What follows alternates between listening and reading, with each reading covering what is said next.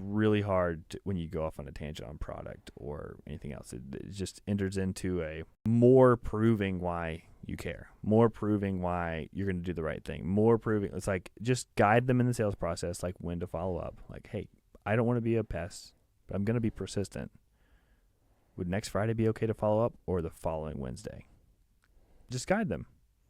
You're telling them what you're going to do. These are 3 options. If it was my mom's home, this is the shingle I'd install. I installed this other shingle, and it has black algae. This is why we installed this one now. Help them gain certainty. Yeah. Yep. No, I love that. That makes sense. Well, we already kind of covered the production process as well to a certain extent. So why don't we just go ahead and finish it out, just talking about the process in general. So we went through production pieces and what can and can't be automated there, and then all the way through the final invoice. And you can't quite automate that because you need to be able to check it, make sure it's right, make sure the change order information is on there, all that. Once that final invoice is out the door, what does your process look like after that? Do you guys do a lot of follow-up on those invoices? Yeah, so there's definitely we're going to send out automations for 5-star reviews and for invoices. And it's going to be pretty aggressive because they said they're going to write a review and they said they're going to pay their invoice. Again, they're busy. The people are busy. That's totally fine. We're not offended. You're not offended. Everyone knows if there's an issue, you need to tell us right away. And if we don't communicate with you, whether it's a phone call or an automation, there's no way for them to have a potentially tough conversation about, I don't like this, or there's a nail here, or my shrubs are damaged, or my landscape light. Okay, we're here.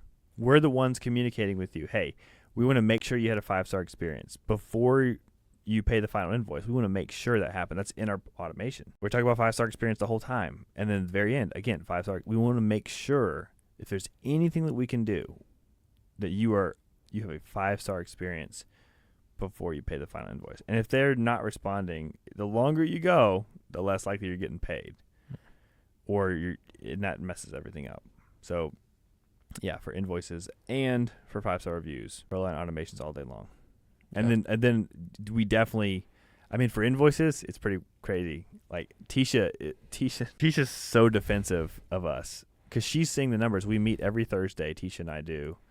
She sends me the payables and the receivables and profit P&L. And so we go over that. So she's reviewing this every single week. And so she's like defending the crap out of me and the company like, oh no, I don't care if Kathleen already sent the request. I'm doing it too. Like, so we'll have 2 different ProLine numbers sending out automations or manual text. Hey, here's your invoice. Pay it. Essentially, it's nicer than that, but yeah. If you're not doing that, that's crazy. Yeah. Because like it's not about if they're bad homeowners or bad people. They just need to be reminded a lot. Yep. I do. If there's something crazy that I'm like, I don't have my wallet with me right now. Right.